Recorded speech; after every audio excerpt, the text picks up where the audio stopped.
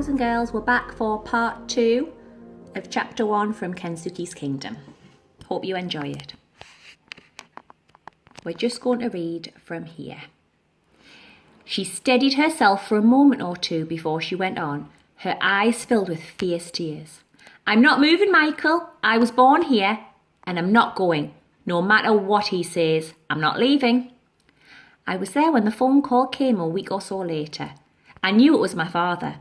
My mother said very little, so I couldn't understand what was going on. Not until she sat me down afterwards and told me. He sounds different, Michael. I mean, like his old self, like his very old self, like he used to be when I first knew him.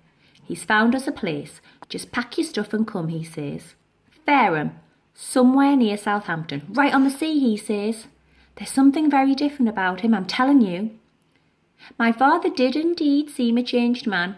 He was waiting for us when we got off the train. All bright-eyed again and full of laughter. He helped us with the cases. It's not far, he said, ruffling my hair. You wait till you see it, monkey face. I've got it all sorted, the whole thing. And it's no good you trying to talk me out of it, either of you. I've made up my mind. What about? I asked him. You'll see, he said. Stella Artois bounded along ahead of us, her tail held high and happy. We all felt like that, I think. In the end, we caught a bus because the cases were too heavy. When we got off, we were right by the sea. There didn't seem to be any houses anywhere, just a yachting marina. What are we doing here? My mother asked. There's someone I want you to meet, a good friend of mine. She's called Peggy Sue. She's been looking forward to meeting you. I've told her all about you. My mother frowned at me in puzzlement. I wasn't any the wiser either. All I knew for certain was that he was being deliberately mysterious. We struggled on with our suitcases, the gulls crying overhead, the yacht masts clapping around us. And Stella yapping at all of it, until at last he stopped right by a gangplank that led up to a gleaming dark blue yacht.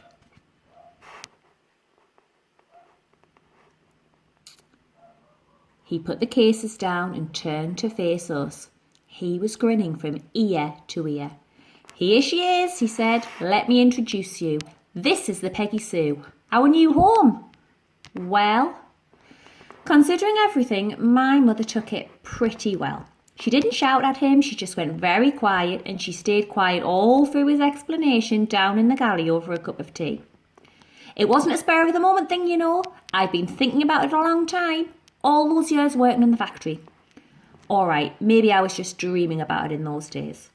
Funny when you think about it. If I hadn't lost my job, I'd never have dared do it. Not in a million years. He knew he wasn't making much sense. All right then, here's what I thought. What is it that we all love doing most? Sailing, right? Wouldn't it be wonderful, I thought, if we could just take off and sail around the world? There's people who've done it. Blue water sailing, they call it. I've read about it in the magazines. Like I said, it was just a dream to start with. And then, no job, no chance of a job. What did the man say? Get on your bike. So why not a boat? We've got our redundancy money, what little there was of it. There's a bit saved up, and the car money. Not a fortune, but enough. What to do with it? I could put it all in the bank like the others did, but what for? Just to watch it dribble away till there's nothing left? Or, I thought, or I could do something really special with it. A once-in-a-lifetime thing. We could sail around the world. Africa, South America, Australia, the Pacific. We could see places we've only ever dreamed of. We sat there, completely dumbstruck. Oh, I know what you're thinking, he went on. You're thinking all we've ever done is reservoir sailing, dinghy sailing. You're thinking he's gone crazy, loopy in the head. You're thinking it's dangerous. You're thinking we'll be flat broke. But I've thought it all out. I've even thought of your gran. There's the thing. We won't be gone forever, will we? She'll be here when we get back, won't she? She's perfectly healthy. We've got the money. I've done my sums. We're going to do 6 months training. We'll be away a year. 18 months maybe. Just so long as the money lasts. We're going to do it safe. Do it properly. Mum, you'll do your yacht master certificate. Oh, didn't I say? Did I? You'll be the skipper, Mum. I'll be first mate and handyman. Michael, you'll be ship's boy. And Stella, well, Stella can be the ship's cat.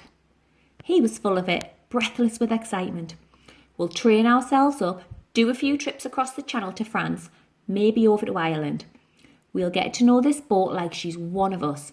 She's a 42-foot Bowman, best make, safest design, safest there is.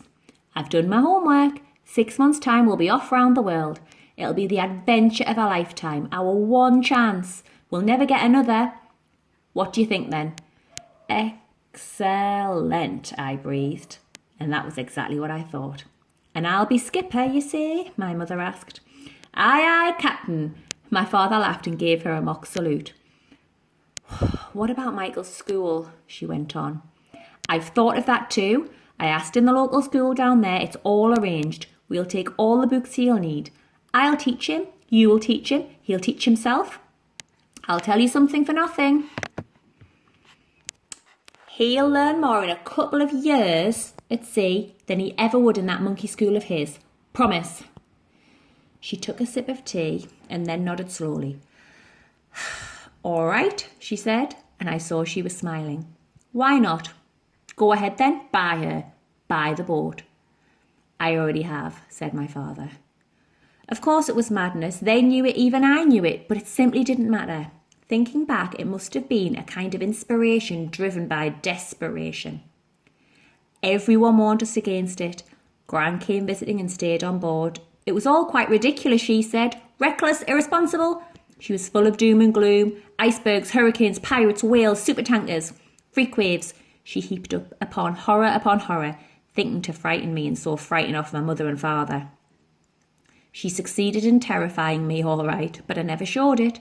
What she didn't understand was that we three were already bound together now by a common lunacy. We were going, and nothing and no one could stop us. We were doing what people do in fairy tales.